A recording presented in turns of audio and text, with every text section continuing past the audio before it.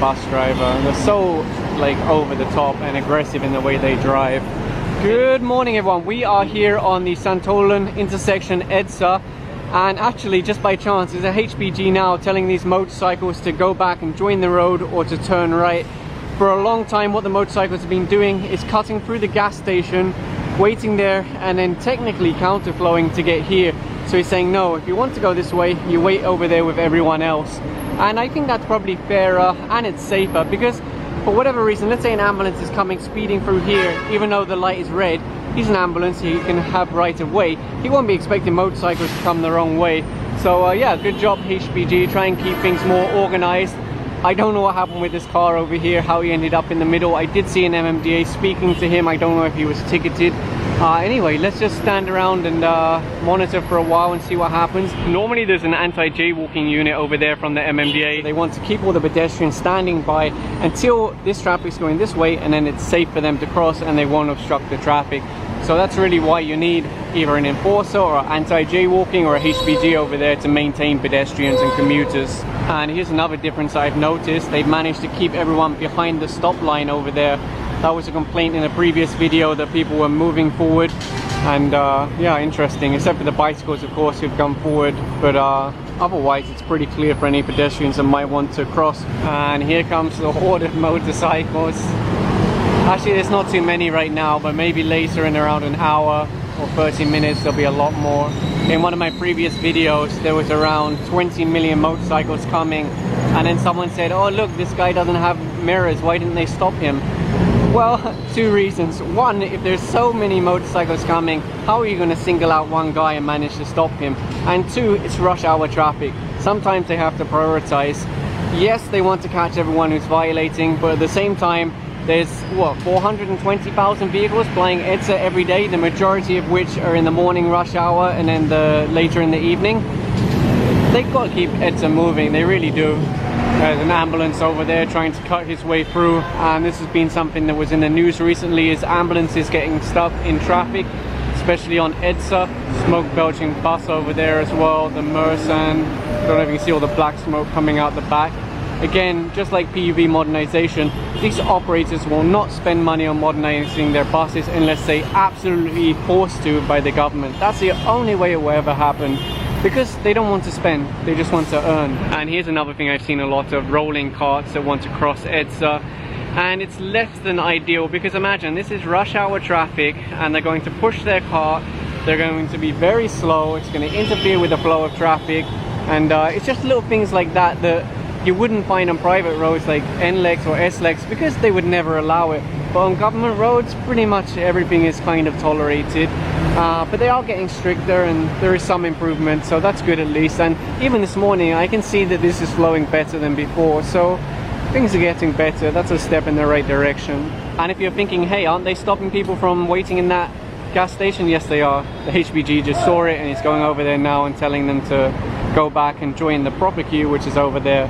Of course, another problem with all the motorcycles waiting here is they're going to cut past all of the cars and wait in the gas station. Then when the lights change, they're going to go here, they're going to swarm it, all the motorcycles will pass through, all the cars will get stuck. So yeah, it has to be fair to everyone. Wow, look at this smoke belching Jeep, my gulai! The whole intersection is now full of white smoke. That guy was told to go the other way by the HPG because he wanted to go this way. Technically it is counterflowing, even if it's only 15 meters. And yeah, they want to keep things organized, and that's really how you help traffic. You can't fix traffic on Edsa without major infrastructure changes and improvement in public transport, but you can at least make it a little bit better by keeping things organized. This guy just counterflowed from the opposite direction. My goodness, what's wrong with these people? He counterflowed along Edsa, then turned right, and he's wearing slippers. He's asking for the license now. Illegal counterflow is a very serious violation.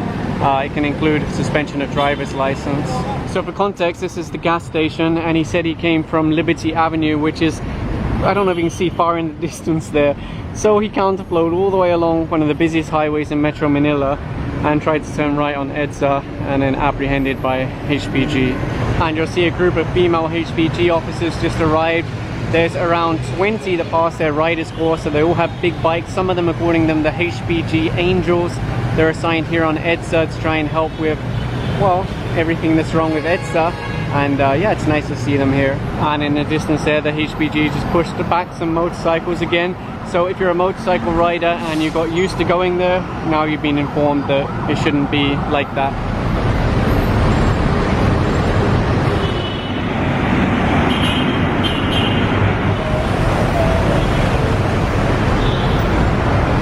Sometimes people say enforcers or police shouldn't wave at traffic, and I kind of agree, kind of don't agree. I do agree that it shouldn't just be waving, it should also be enforcement, but at the same time you do have to wave at traffic, because some people, they just, I don't know, they're living in their own little bubble, and they'll just stop in the weirdest, most random places, and they'll just cause traffic. They'll cause people to miss the signal light and then cause a big backlog. So sometimes you really do have to wave at them and say, hey, you go here, you go here, push, push, push. And definitely here on Edsa it does make a difference. Even with the buses, they're always wanting to load and unload everywhere. They don't want to just use the bus stops, they want to stop every single place. So they have to say to the bus, push, push, push, move forward, move forward, move forward. And well, that's another reason why the penalties need to be increased, because the bus drivers, they're not feeling it. They just do not feel it at all. I don't even think many of them are paying their tickets, to be honest. So I see a motorcycle that just came out of Liberty Avenue, and he's riding on the sidewalk between all of the pedestrians, which is definitely not allowed. And let's see where he's gonna go. Is he gonna go all the way here to the intersection? He's looking at me. I'm wearing a vest at the moment, a fluorescent vest. Oh, there's another one over there doing the same thing. He's on the sidewalk. You can see the headlight at the motorcycle. The first one is still looking at me because I'm wearing a fluorescent vest. So he might think he's going to be apprehended. And he probably will be if he continues further, because he'll reach the HPG. And here comes a third one. Is this what they're doing? They're just all riding on the sidewalk so that they can get to the intersection? I turned my back for a few seconds and the guy started driving forward, so maybe he's going to take his chances. Let's see.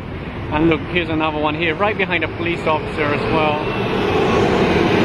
So this is really what they're doing. They're counterflowing on the sidewalk to get to the intersection from Liberty Avenue. Incredible. For some reason this gentleman's just got out of his car. He shouldn't do that, because yes, the intersection is at a stop, but what if an ambulance comes through and they say, hey, move, move, move? He's going to be outside of his car. What is he thinking? So again, just a little reminder, a little educational thing. Try and stay inside your vehicle on the highway. So I think that's it for this morning's video. I know it's a short one, but I hope you enjoyed it. And yeah, thanks for watching.